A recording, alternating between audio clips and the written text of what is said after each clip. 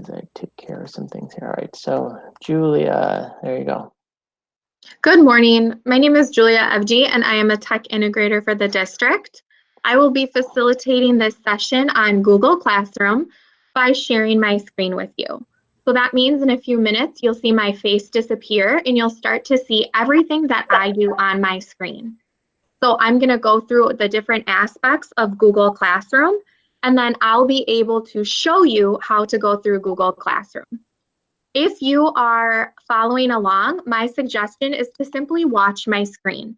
I would not try to go and log into Google Classroom and follow along with me step by step. You're going to miss some information and you might get confused switching between the two.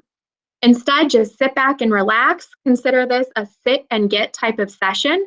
And then remember, in a day or so via email, Randy and I are going to share this session with you as a video, so you can go back and look over anything that you may have missed. So we're going to get started by talking about what is Google Classroom.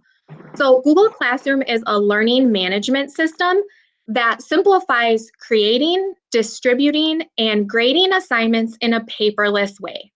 Basically, it streamlines the process of sharing files between teachers and students. So right now, I'm going to turn off my camera and I will start presenting. And what you're going to see is this blue screen. This is called our ClassLink Launchpad. Randy, can you just verify that for me? Yes, I see it. Okay. So remember, just follow along. If there's a question that you have, please type it in the chat and Randy will answer your question. If there's something that you need me to review or go over, we'll have time for that at the end of today's session. So let's talk about how do you access Google Classroom. Here on your ClassLink Launchpad, staff and students should enter Google Classroom. You're going to click on Google Apps and then Google Classroom. And this will bring you to the main Google Classroom screen. Another option you have for entering Google Classroom is to go here in your RUSD Gmail, click on the Waffle Apps, scroll down and find Google Classroom. Again, this brings you to the same place, your main Google Classroom screen. Today we're going to start with how you would create a class. To create a class in Google Classroom, you're going to click on the plus button in the top right corner and select Create Class. The first thing you need to do is give your class a name. You want to be specific and meaningful when giving your Google Classroom a name. Your students can be part of multiple Google Classrooms, but you want to make it really clear what your Google Classroom is. I would not suggest giving your Google Classroom just a room number title. That's going to be too vague and confusing for some of our students. So in my example today, I'm going to have Ms. Evji's second grade class. Adding the section, subject, and room number are all optional. Now I'm going to click on the Create button. So here are a few suggestions that you want to consider when creating a Google Classroom. If you're an elementary teacher, I would create one Google Classroom, and you could use topics to separate out the subjects that you teach.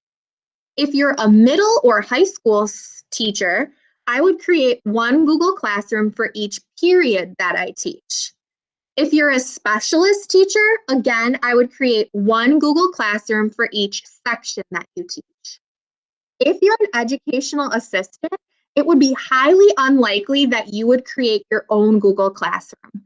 Instead, you would join as a teacher another Google Classroom. And I'm going to talk about that in a few minutes.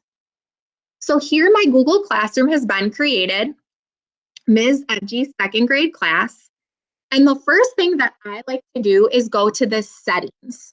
You can click on the settings by looking at this gear icon right here. I'm going to click and scroll down to the section that says General. Now, the most important piece in this General section is right here where it says stream. Students can post and comment. By default, when you create a Google Classroom, your students are allowed to post and comment. That means they can type anything, they can add files, they can add pictures, and these will all be shared in the Google Classroom, visible to the teachers and all of the students. I would suggest starting my Google Classroom, coming here to the settings, clicking on this drop down and changing it to only teachers can post and comment. This is just a safeguard. So again, I would suggest starting up your Google Classroom, making the setting change, and then talking to your students and explaining to them that Google Classroom is a learning tool. It's not a social platform. You need to set really clear expectations, give your students some time to learn Google Classroom, and then after some time has passed, you could come back here to the settings and change this to students can post and comment when you feel they can handle it. So again, this is just a suggestion, but be aware if you don't make this setting change, your students are going to be able to type and share whatever they want. If you are a teacher and you're thinking about how are you going to use this Google Classroom, you want to think about how your students are going to interact. You want them to be a consumer, simply logging on to Google Classroom, opening up some assignments and doing their work? Or do you want them to be an active participant? You want them to be able to post and comment and have an online discussion with their classmates. That might also lead you to deciding how this setting should be for your Google Classroom. So we're going to leave, and before we leave, we want to click on the Save button. Now, the next thing we're going to do is invite people to be a part of this Google Classroom. To do that, you're going to click on this People tab at the very top. Here you have the option to invite teachers and students to be part of your Google Classroom. I created this Google Classroom. I'm the owner, and so my name is here underneath the teacher section. Now, you can add co-teachers to be part of your Google Classroom. Remember, when you add a co-teacher, they're going to have the same control that you do. They can create assignments, see your students' grades, and so on.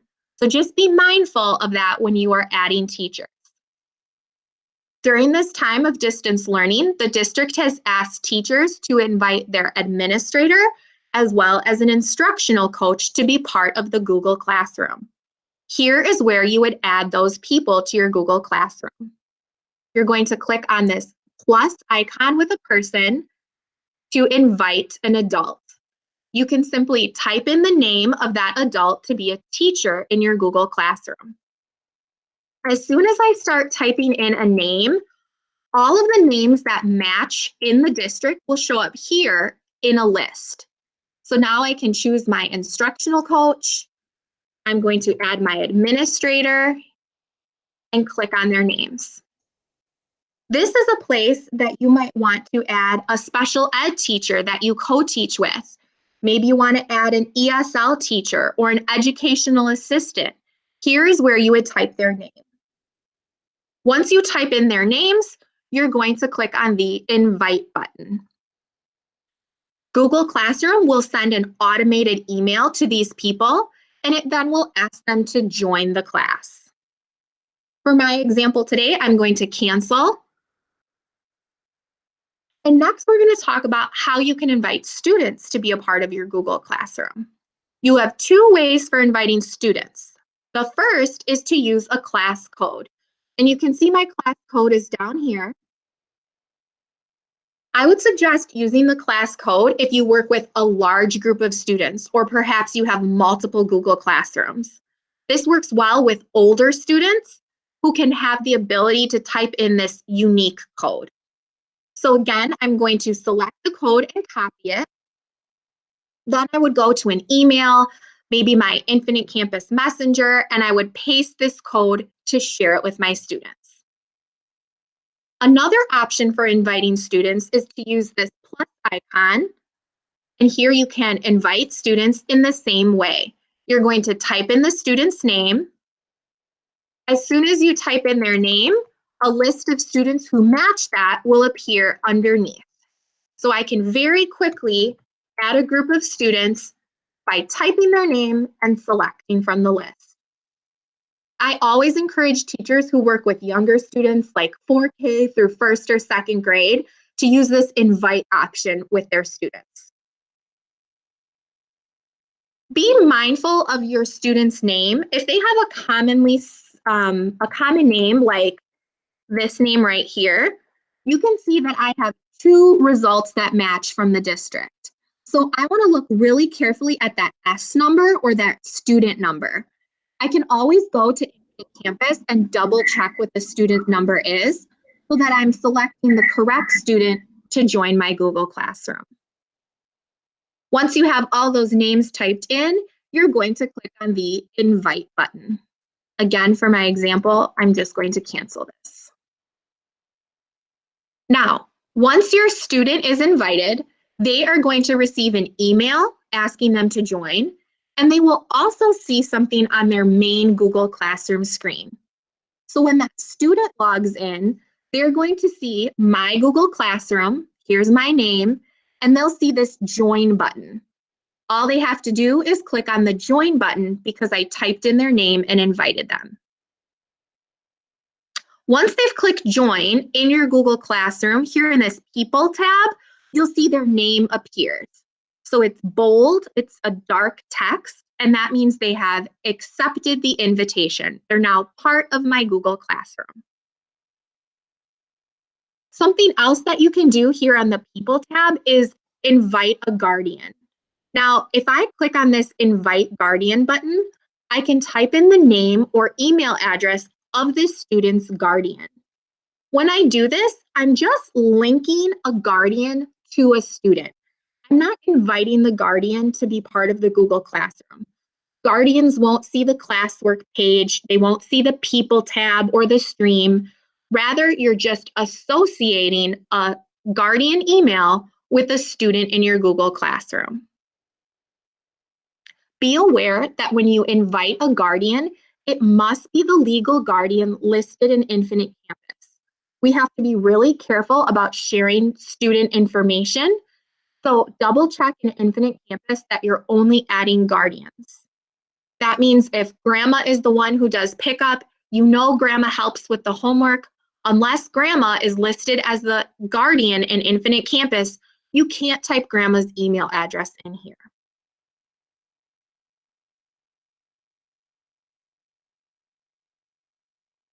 Okay, so we're done right now with the People tab. I'm going to move over here to the Stream tab. When you and your students open up Google Classroom, you'll always be brought here to the stream. This is the default view. Now, the stream is something important in your Google Classroom. It's going to show any activity that happens down here in a list. And this list is built automatically in chronological order. So that means any activity that you've done in the past will be at the bottom of the list. Any new activity will be at the top of the list. I like to think of this like your Facebook news feed. So it displays any activity that you're doing in your Google Classroom here in a stream. One thing that you can do in your Google Classroom stream is to create an announcement.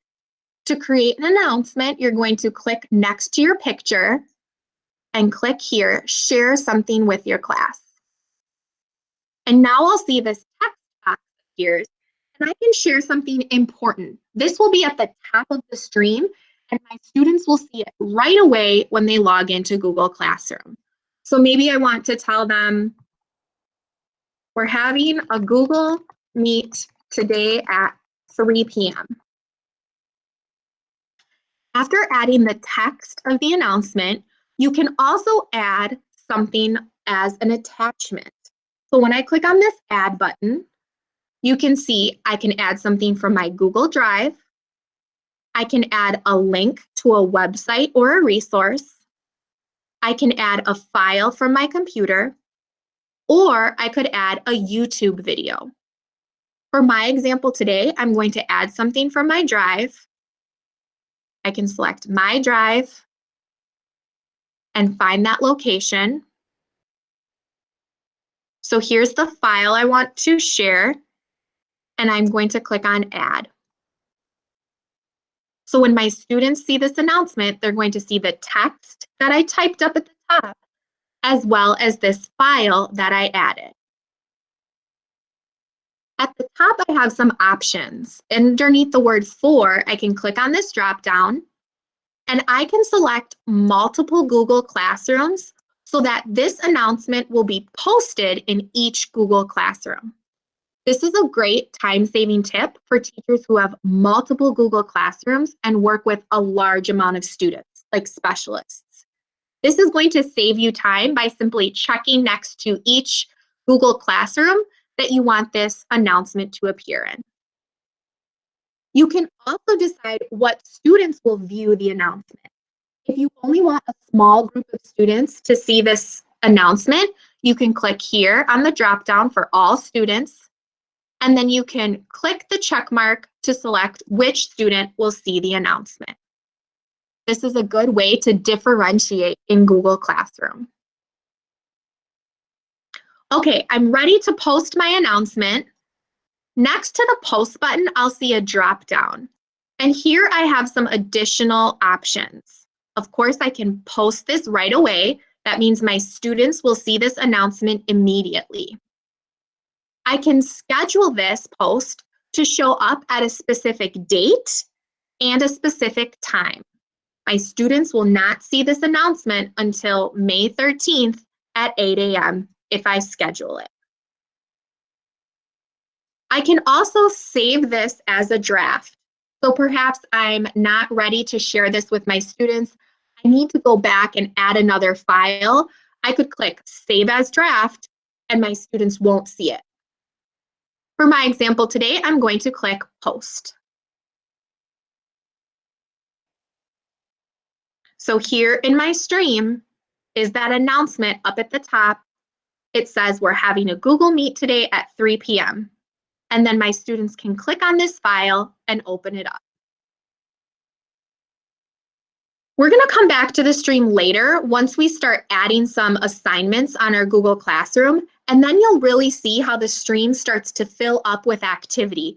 Remember, in that chronological order.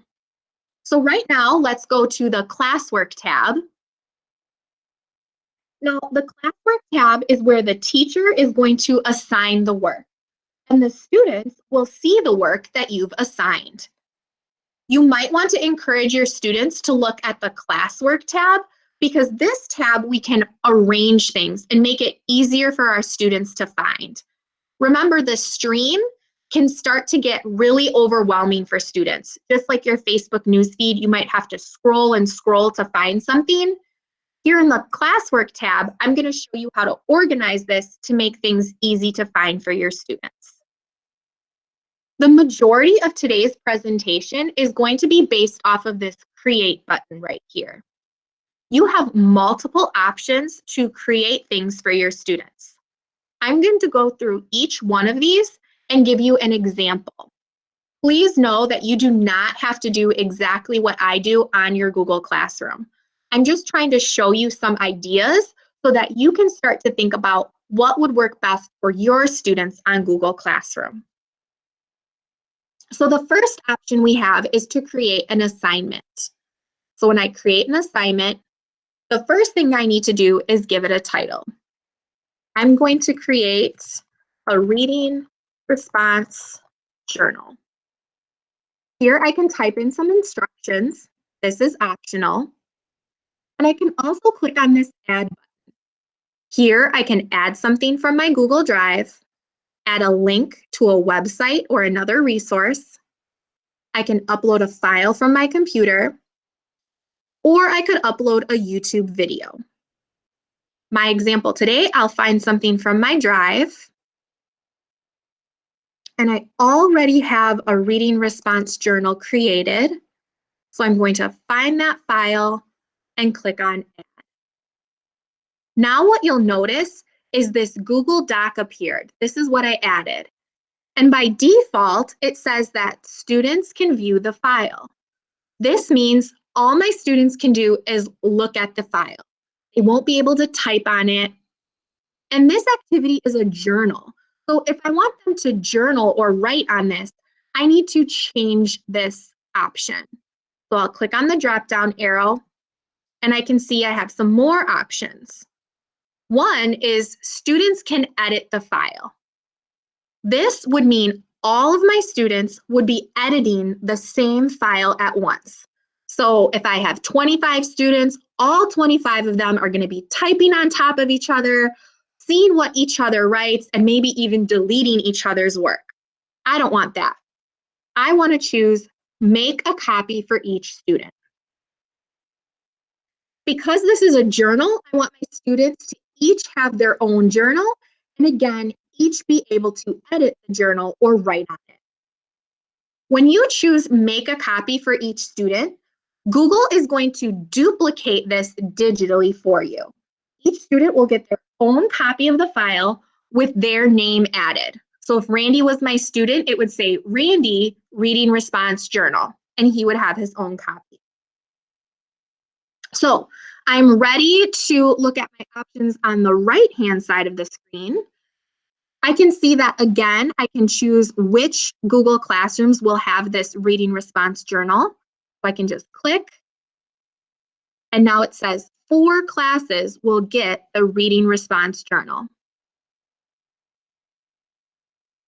I could also click here for all students, and I could choose which students would receive the reading response journal. This is a great way to differentiate. So if you join a Google Classroom as a SPED teacher or an ESL teacher, and you only want students on your caseload to receive the assignment, you would want to choose all students and then click the students that you work with. This is a discrete way to share information with students. The other students will not realize or know that they have a different assignment than their peers. So again, this is how we can differentiate within Google Classroom in a discrete way. You have some options to give your students points and to assign a due date. I'm going to be skipping these features of Google Classroom because during this time of distance learning, we are not giving due dates or grading anything. It should all be review work, so we don't need to give points or a due date. Here for topic, I'm going to discuss this a little bit later, so let me skip that for right now. And then rubric, that goes along with a grade. So again, we're just going to skip that feature for right now. Gotta give it to one student. Here we go. So I can click on the assign button, or I can click on the drop down and have some different options. Assign it right away so my students will see it. Schedule this to come out at a specific date and time. Save this as a draft, come back to it later, or I can discard the draft. Get rid of it altogether. I don't want to use it. So for my example, I'm going to click on assign.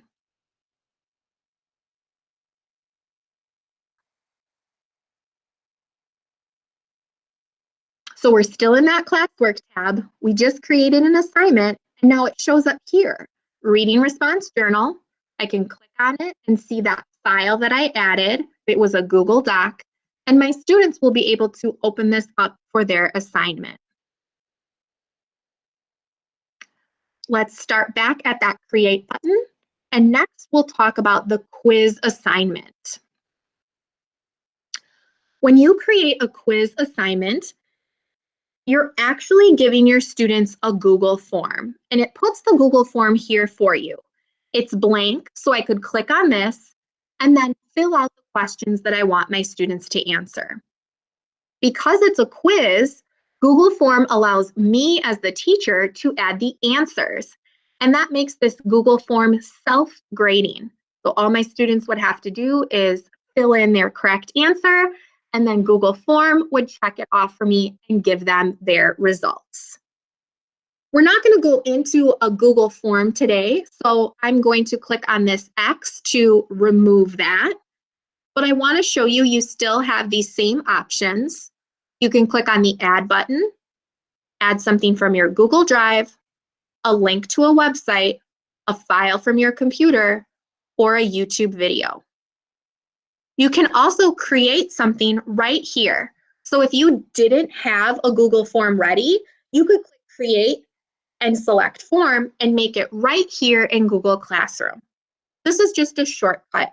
Rather than opening up Google Forms in a different window, here you're going to do this all in Google Classroom.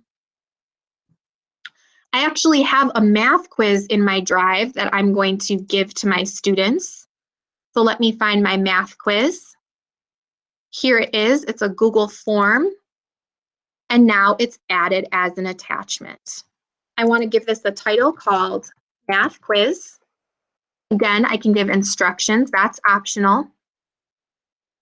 On the right-hand side of the screen, you can choose which Google Classrooms will take the math quiz. Choose which students will take the math quiz. Remember, we're skipping points and due date. I'll come back to topic later, and we're also skipping the rubric option. I can go ahead and assign this math quiz right away, or I can click on the drop-down and schedule, save the draft, or discard the draft. So let me assign this math quiz. Here it shows up. It's my math quiz. I can click on it and see that that Google form has been added. Okay, let's go back to that Create button again. And this time we're going to talk about a question. When you ask a question, your students are going to answer the question right here in Google Classroom. They're not going to open up a separate form. They're not going to open up a separate Google Doc. Rather, they will answer on the stream. So I can ask my students two types of questions. The first question is a short answer question. If I click on this drop down, I'll see multiple choice. So I could give them some options for a multiple choice type question. Today, I'm going to ask a short answer, and I'm going to ask them, would you rather fly or be invisible? Instructions are optional. Again, I always have these options to add something from my drive, a link, a file, or a YouTube video. I could also create something, a doc, a slide, a sheet, a drawing, or a form. Some of the options on the right-hand side are different for a question, so let's go over that. You can always choose which Google Classroom will receive this question or which students will receive the question. We skip points and due date. We'll talk about topic later, but here you can see I have two new options for question. The first option says students can reply to each other. So when this is clicked, I could have my students answer the question and then see what their classmates answered. They could then reply to their classmates.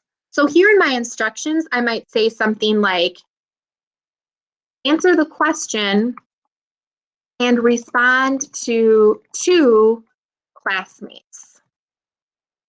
This is a good way to get your students involved in interacting on Google Classroom when you pose questions to them. The other option you have is to click here for students can edit their answer.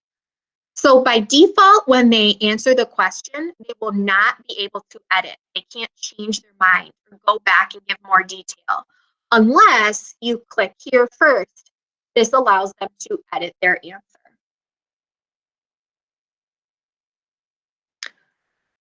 During this time of distance learning, I've seen teachers use this question feature as a way to do some digital morning meetings. So usually in our physical classroom, if you had a morning meeting, you would pose that question to your students. In Google Classroom, you can pose the question to your student and then have them answer here digitally. So that's just an integration idea as you're trying to think about how your students are going to use this.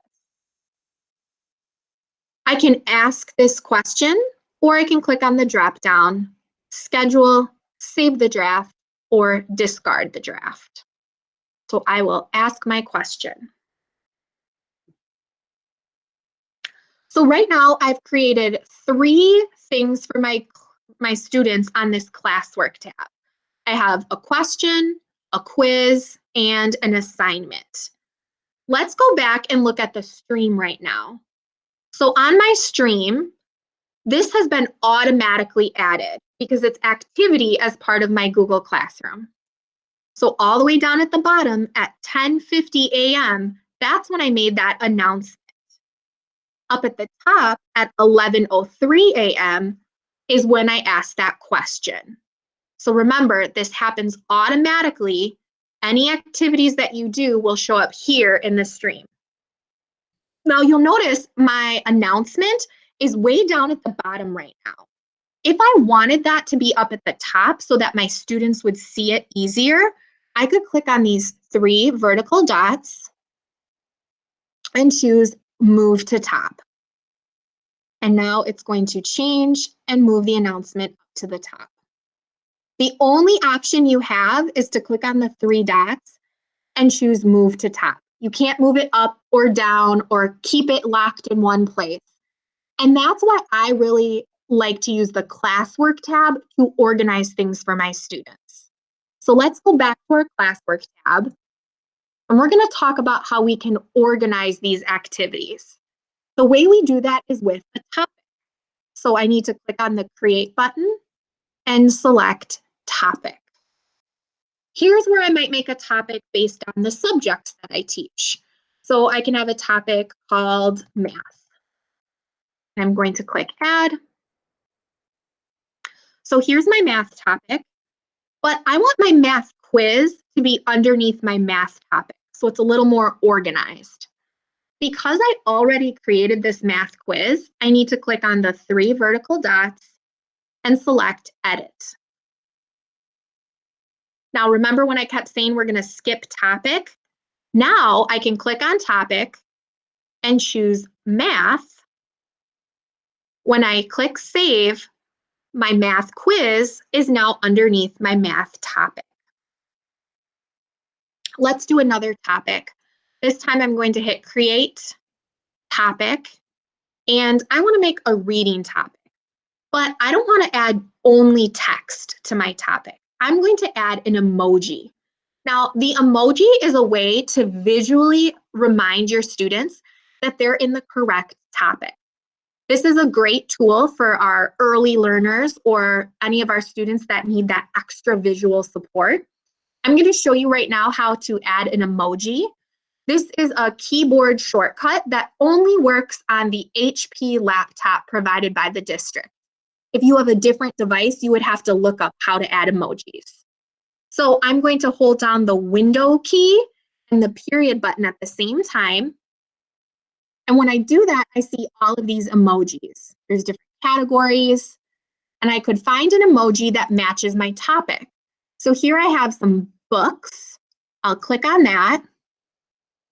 And then I'm also going to add the text reading. Now when I hit add, I'll see that topic was created. The emoji is nice and large. Again, that visual representation to support our students along with the topic text. So let's make the reading response journal show up here in the reading topic. Click on my 3 vertical dots, click on edit. Here underneath topic, I can choose that drop down and see my reading emoji and my reading text. And then I can click on save. Again, that assignment moved from the top and now it's underneath that topic.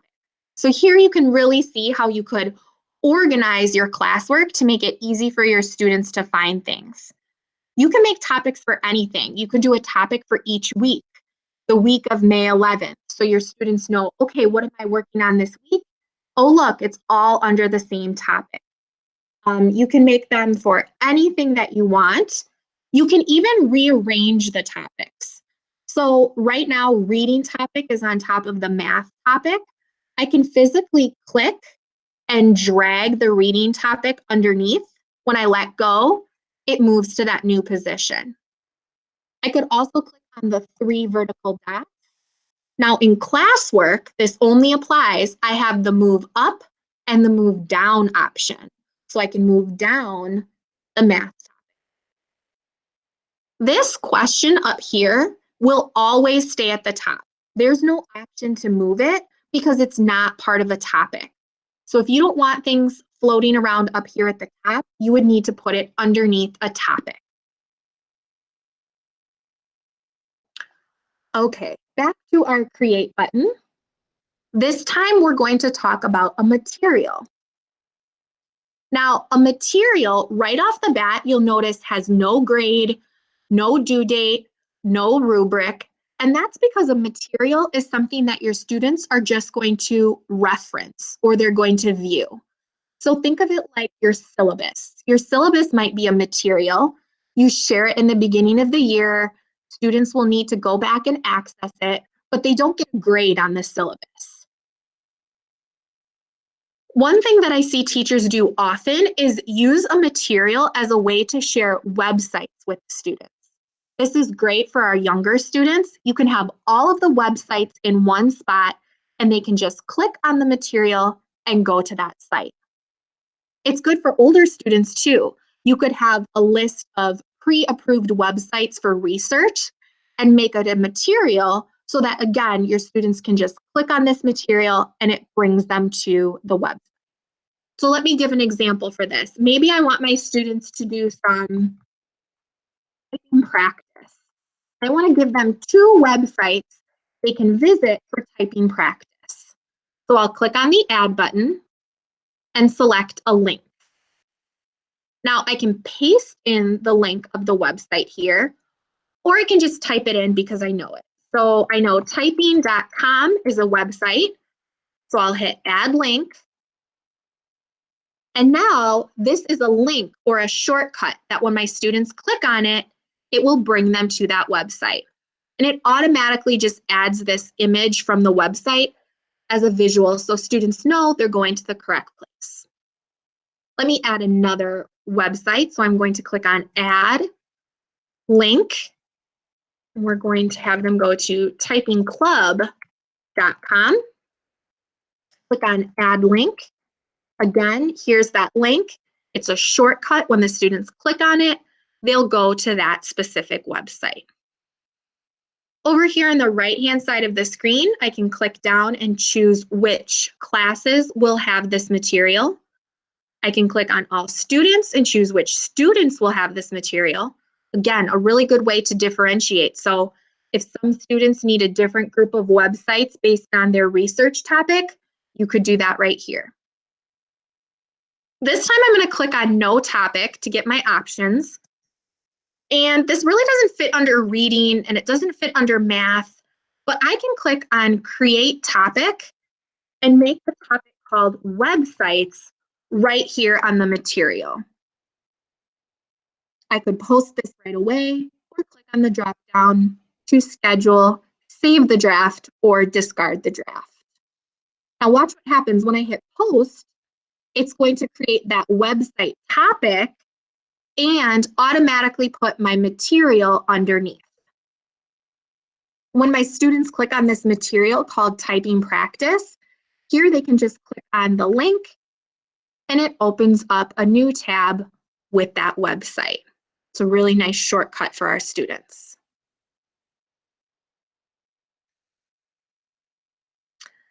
The last feature I'm going to show you underneath this create button is the reuse post. Oh, it loaded right away for me today. That's awesome. So when I reuse a post, I can select a Google Classroom that I'm a teacher of. So here I'm going to select a different Google Classroom and I'll see all of the assignments or materials that I have. So I'm going to reuse this Science Mystery Doug post. So I'll click on it and hit reuse. So Google Classroom is doing the work for me. It's going to copy that assignment and bring it into my current Google Classroom. Look at this. It even gave the title. It copied over all the instructions. It added the website link for them to visit for Mystery Science. I could go over here and change some of these options so that it matches my Google Classroom. Like she has a topic for May 11th and I don't have that topic. So I could close that or change it to something different. Now, when I click on assign, that post is going to be, again, reused or copied. It made that topic for me and it made the assignment. All my students would have to do is click on it, and then they would see all of that information as well as the link. So teachers, again, if you're part of multiple Google Classrooms or you work with a large group of students, this option to reuse a post might be very helpful for you. That's going to be time saving for sure. Okay, so I'm wrapping up the part of the presentation where I share my screen. I'm going to ask Randy right now if we have any questions in the chat. Just a few that I already covered, so we're pretty good to go. Okay, so let me pause here for a moment. If there's something that you want me to show you again, go ahead and ask that in the chat right now. I'd be happy to do that.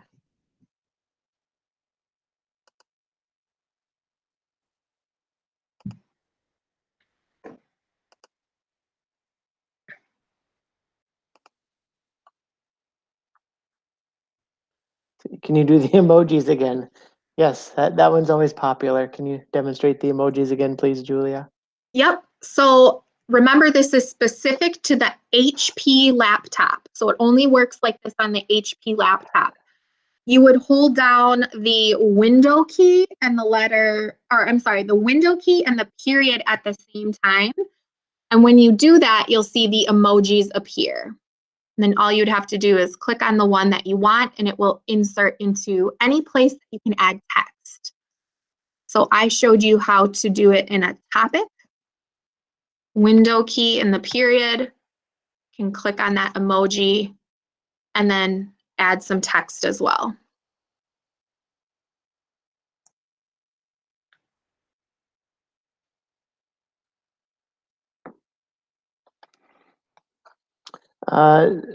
Do we know the keys for Dell? It's really not a brand by brand thing. I think if you have Windows, you should have a window key. That's the best we can tell you at this time. Unfortunately, we can't break it down by device Just only. do a Google search for your Yeah. device and say like Dell emojis and it'll tell you how to do it.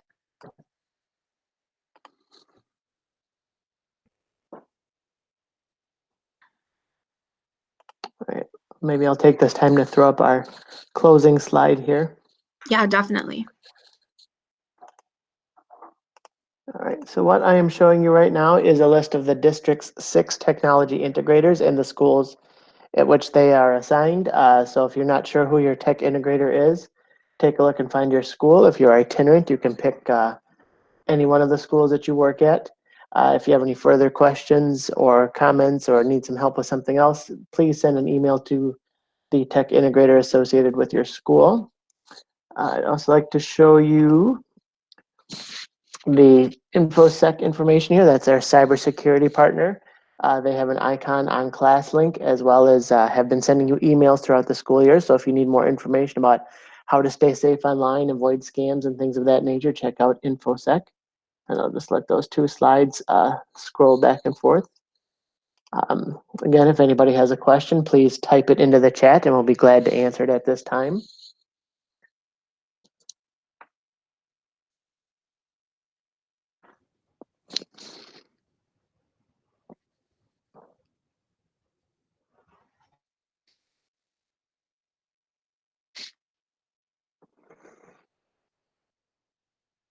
Oh, well, thank you for joining today. It looks like we're kind of hitting the end here. So, oh wait, let's see. Here's a question.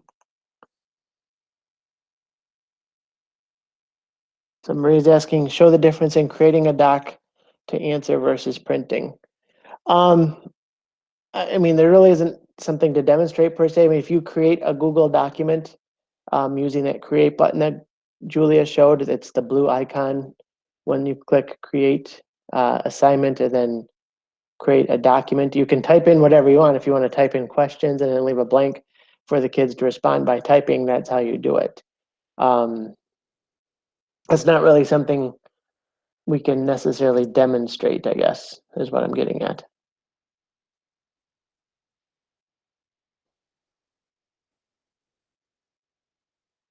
But that was a very good question. If anybody else has a question, please feel free to type it in the chat. Otherwise, we thank you for attending. If you'd like to exit the session, you can do so just by closing the tab on your browser, and that'll automatically exit the session for you, and we will check you off in my learning plan as having attended today.